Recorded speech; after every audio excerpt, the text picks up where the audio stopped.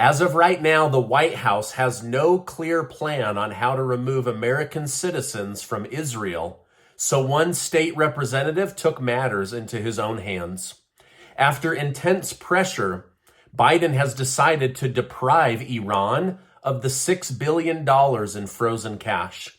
Senator Bob Menendez is indicted again, this time for giving up government secrets to Egypt in exchange for enriching his family. Thank you so much for liking and sharing these videos. It really helps me out, so thank you so much. Earlier today, I did an in-depth interview with independent journalist Max Blumenthal, where we go deep into what's really going on in Israel and over in Ukraine and the context behind Palestine and the rise of Hamas. I will link it at the end of this video. It's well worth your time. Also, this video is sponsored by Ground News, my most trusted news source, and I'll tell you more about them later. White House National Security Advisor Admiral John Kirby has just confirmed that a number of the 17 missing Americans in Israel are being held hostage by Hamas. While he claimed their location and condition is unknown, he also made it clear that recovery efforts tend to do better if details about the people and what the government knows isn't shared. So in my opinion, I'm really hoping that they know more than what they're letting on and that each hostage will be returned to their family safely. Now, even though hostages are a priority, there are still many other Americans living in Israel that want to escape the country. So far, countries such as Fiji, Hungary, South Korea have all evacuated their people using airplanes. Unfortunately, as of the filming of this video, the United States has yet to make a move. When asked about the apparent jet lag on the situation, Admiral Kirby stated, "We've been exploring options and continue to do that. And I would just say, stay tuned. I think we'll have something very soon, and it's an option that you're going to like." So hopefully they do. I don't think we have another rushed Afghanistan situation, but there's many people that want out of Israel. They just want to feel safe. However, actions speak louder than words, and Representative Cory Mills just proved that. During a Fox News interview, Mills claimed he just led operations that helped 32 Americans escape via confidential means. Representative Mills bashed the Biden administration. He said, "Here it is, the second time doing the Biden administration's work, because they have no plan. They have no strategy to get these Americans out who are trapped and these church groups that had been left behind." So he did this for Afghanistan. Now he's doing it for Israel, and he plans to get as many Americans out of the country as he can. Secretary of State Anthony Blinken arrived in Israel earlier today to meet with Prime Minister Benjamin Netanyahu. After their meeting, the two stood side by side as Netanyahu addressed the world. In his speech, the Prime Minister bashed the people in the West who were championing Hamas, calling them glorifiers of evil. He claimed nations that support Hamas must be sanctioned, stating, "Hamas is ISIS, and just as ISIS was crushed, so too will Hamas be crushed." He then said every person that belongs to Hamas must be removed and basically taken out.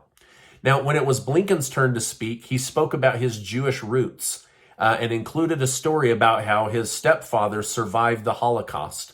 Blinken stated, "I understand on a personal level the harrowing echoes that Hamas's massacre carry for Israeli Jews, and indeed for Jews everywhere." In my opinion, Blinken did a very good job of letting the people in Israel know that the United States will stand by their side. Now, both Netanyahu and Blinken tried to distinguish between the people of Palestine and the terrorists of Hamas. However, when the military actually makes their move in the next 24 to 48 hours, my worry is that their bullets won't be able to tell the difference, and I'll be reporting on innocent people killed over there as well. It's just a sad story all around. Now, this story was widely covered in the media about Biden finally succumbing to pressure and blocking Iran. In fact, at the time I'm looking at this, there are more than 49 total articles published on this in the last day, and it's mainly being covered by right-wing media. Now, I'm looking at this on ground.news, the first place I check to get the full story on breaking news, especially with the recent escalations in the Israel-Palestine war, because they give the story behind the story. They go really in depth. Now, let me show you why I find this website so useful. In one place, you can see the news from local and international publications across the political spectrum. Let's look closer at the story of Qatar helping Biden block Iran from accessing $6 billion in cash. Now, it's interesting to see the Times of Israel, a left-leaning, high-factuality source, headlines a slightly different picture, calling it a silent agreement, while the rest of the sources highlight the agreement to stop or block access to Iran's funds. Now, Ground News even shows who owns these sources, whether they're independent or a big corporation, which can influence how a story is presented or even how they spin a story. Now, if you care about the truth like I do, and you're tired of misleading media narratives out there, you are really going to like Ground News. Now, I can barely scratch the surface each day when I come on and try to tell you what's going on in the news in about 15 minutes or less. So I highly recommend Ground News as a trustworthy news source. Now, you can go to ground.news/Stephen. I'll leave a link in the description and the pinned comment. Their subscription starts at less than $1 a month, and you can get 30% off unlimited access using my link. Subscribing not only supports my channel, but it supports this small news network that does their very best to keep the media honest and hold them accountable. I find their platform useful, and I think you will as well. Now, U.S. Senator Bob Menendez has been accused of acting as a foreign agent for Egypt, providing sensitive U.S. government information and using his influence to breach his official duty for the benefit of Egypt. I mean, this is terrible, right? The senator and his wife were previously charged with accepting bribes of cash, gold, mortgage payments, and luxury cars from New Jersey businessmen. Now, the new indictment includes evidence of Menendez and his wife dining with Egyptian officials. Prosecutors found $480,000 in cash and 13 bars of gold in Menendez's closet. The indictment alleges the conspiracy occurred between January 2018 and June of 2022. More than 30 senators, Democrat senators, have called for Menendez to resign, but he's saying, I'm not going to resign, and you'll find that I will be found innocent of these charges. Now, because you've been indicted doesn't mean that you are guilty, but it does mean that they have enough evidence that a jury told a judge, you better get this guy or this woman in here and have a proper court case. Now, as tensions are on the rise in America, former President Donald Trump called Biden's immigration policies to attention. For those unaware, back in 2021, President Biden removed Donald Trump's travel ban placed on countries that either withheld national security data or housed terrorists. Since then, at least 63,000 people from the formerly banned countries such as Syria, Iran, and Yemen, to name a few, have legally come to the country. So basically, people from countries that hate our guts are being flown into the United States.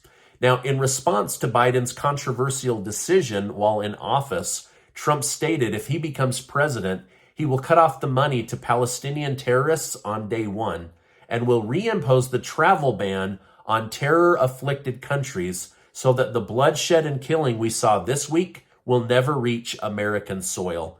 What's scary is 63,000 have come through that we know of. Imagine how many have come through of the 7 million that have crossed into the United States illegally on the southern border. Imagine how many came from those countries.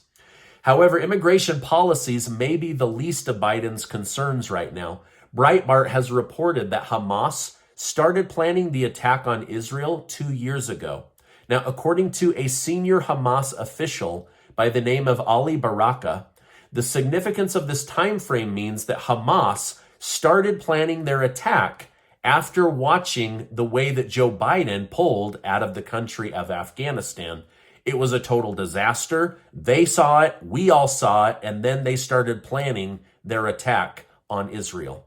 Now, many war analysts worry that this could be just the beginning of a much larger plan, and that this attack on Israel was just phase one of something much bigger. I pray that they are wrong and that this is one and done, because it's already tragic enough.